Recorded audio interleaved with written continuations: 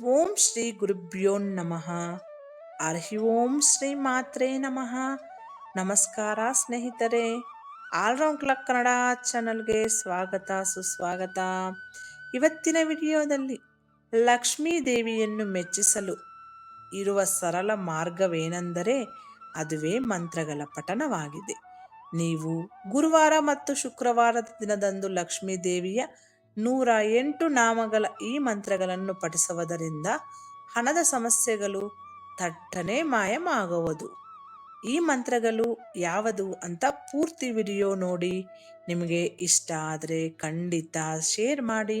ಹೊಸದಾಗಿ ನಮ್ಮ ಚಾನಲ್ ನೋಡ್ತಾ ಇದ್ದರೆ ಸಬ್ಸ್ಕ್ರೈಬ್ ಮಾಡ್ಕೊಳ್ಳಿ.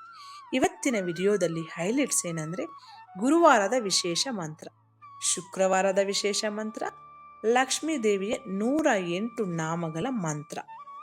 ಹಿಂದೂ ಧರ್ಮದಲ್ಲಿ ಲಕ್ಷ್ಮೀ ದೇವಿಯನ್ನು ಸಂಪತ್ತಿನ ದೇವತೆ ಎಂದು ಪೂಜಿಸಲಾಗುತ್ತದೆ.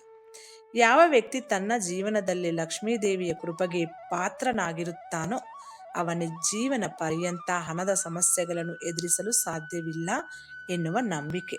ಗುರುವಾರ ವಿಷ್ಣು ದೇವನಿಗೆ ಸಮರ್ಪಿತವಾದ ದಿನವಾಗದಿದ್ದರೂ ಈ ದಿನ ವಿಷ್ಣುವಿನೊಂದಿಗೆ ಲಕ್ಷ್ಮಿಯನ್ನು ಪೂಜಿಸುವುದು ದುಪ್ಪಟ್ಟು ಫಲವನ್ನು ನೀಡುತ್ತದೆ. ಹಾಗಾಗಿ ಗುರುವಾರದ ಪೂಜೆ ಸಮಯದಲ್ಲಿ ನೀವು ಲಕ್ಷ್ಮೀ ದೇವಿಯ ಈ 108 ಮಂತ್ರಗಳನ್ನು ಜಪಿಸಬೇಕು. ಈ ಮಂತ್ರವನ್ನು ಕೂಡ ಶುಕ್ರವಾರದ ದಿನದಂದು ಪಠಿಸಬಹುದು. ಈ ಮಂತ್ರಗಳನ್ನು ಪಠಿಸುವುದರಿಂದ ವ್ಯಕ್ತಿಯ ಸಂಪತ್ತಿನ ಮುಖ್ಯ ದೇವತೆಯಾದ ಲಕ್ಷ್ಮೀ ದೇವಿಯ ಆಶೀರ್ವಾದವನ್ನು ಪಡೆದುಕೊಳ್ಳುತ್ತಾನೆ ಹಾಗೂ ಆತನ ಜೀವನದಲ್ಲಿರುವ ಎಲ್ಲ ರೀತಿಯ ಆರ್ಥಿಕ ಸಮಸ್ಯೆಗಳು ದೂರವಾಗುವುದು. ಈ ಮಂತ್ರಗಳು ಹೀಗಿವೆ, ನೋಡೋಣ ಬನ್ನಿ. ಈ ಲಕ್ಷ್ಮೀ ದೇವಿಯ 108 ಹೆಸರುಗಳಿರುವ ಮಂತ್ರ, ಇದು ಶತಮಾನವಲಿ. ಇದು ನಾನು ಡಿಸ್ಕ್ರಿಪ್ಷನಲ್ಲಿ ಈ ಮಂತ್ರಗಳೆಲ್ಲಾನು ಡಿಸ್ಕ್ರಿಪ್ಷನಲ್ಲಿ ಕೊಡ್ತೀನಿ, ನೀವು ನೋಡಿಕೊಂಡು ಓದ್ಕೋಬಹುದು. ಪ್ರತಿಯೊಬ್ಬ ವ್ಯಕ್ತಿಯು ತಾನು ಲಕ್ಷ್ಮೀ ದೇವಿಯ ಆಶೀರ್ವಾದವನ್ನು ಹೊಂದಬೇಕೆಂದು ಬಯಸುತ್ತಾನೆ. ಆಕೆಯ ಆಶೀರ್ವಾದದಿಂದ ಅವನಿಗೆ ಆರ್ಥಿಕ ಸಮಸ್ಯೆಗಳನ್ನು ಎದುರಿಸುವ ಸಮಯ ಬರುವುದಿಲ್ಲ. ಅಂತಹ ಪರಿಸ್ಥಿತಿಯಲ್ಲಿ ಪೂಜೆಯ ಸಮಯದಲ್ಲಿ ಲಕ್ಷ್ಮೀ ದೇವಿಯ ಹೆಸರನ್ನು ಜಪಿಸುವ ಮೂಲಕ ನೀವು ಲಕ್ಷ್ಮೀ ದೇವಿಯ ಆಶೀರ್ವಾದವನ್ನು ಪಡೆದುಕೊಳ್ಳಬಹುದು. ಸಂಪತ್ತಿನ ದೇವತೆಯನ್ನು ಮೆಚ್ಚಿಸಲು ಪೂಜಿಸುವ ಸಮಯದಲ್ಲಿ ನೀವು ಕಮಲದ ಹೂವುಗಳು, ಬಿಳಿ ಸಿಹಿ ತಿಂಡಿಗಳು, ಪಾಯಸ ಇತ್ಯಾದಿಗಳನ್ನು ಆಕೆಗೆ ಅರ್ಪಿಸಬಹುದು. ಹೀಗೆ ಮಾಡುವುದರಿಂದ ಲಕ್ಷ್ಮೀ ದೇವಿಯು ನಿಮ್ಮ ಮೇಲೆ ಸುಲಭವಾಗಿ ಪ್ರಸನ್ನಳಾಗುತ್ತಾರೆ, ಸಂಪತ್ತು ಮತ್ತು ಸಮೃದ್ಧಿಯನ್ನು ಅನುಗ್ರಹಿಸುತ್ತಾರೆ. ಈ ಮಂತ್ರ ಡಿಸ್ಕ್ರಿಪ್ಷನಲ್ಲಿ ಕೊಡ್ತೀನಿ, ನೀವು ನೋಡಿಕೊಂಡು ಓದ್ಕೋಬಹುದು. ಲಕ್ಷ್ಮೀ ದೇವಿಯ ಆಶೀರ್ವಾದ ಪಡೆಯಲು ಜನರು ಹಲವಾರು ರೀತಿಯ ಪ್ರಯತ್ನಗಳನ್ನು ಮಾಡುತ್ತಾರೆ. ಲಕ್ಷ್ಮೀ ದೇವಿಯ ನಾಮಗಳನ್ನು ಪಠಿಸುವ ಮೂಲಕ ಆಕೆಯ ವಿಶೇಷ ಆಶೀರ್ವಾದವನ್ನು ಸಹ ಪಡೆಯಬಹುದು.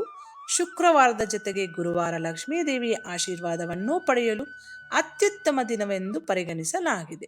ಈ 2 ದಿನಗಳಲ್ಲಿ ನೀವು ಲಕ್ಷ್ಮೀ ದೇವಿಯ 108 ನಾಮಗಳಿರುವ ಮಂತ್ರವನ್ನು ಪಠಿಸಬೇಕು.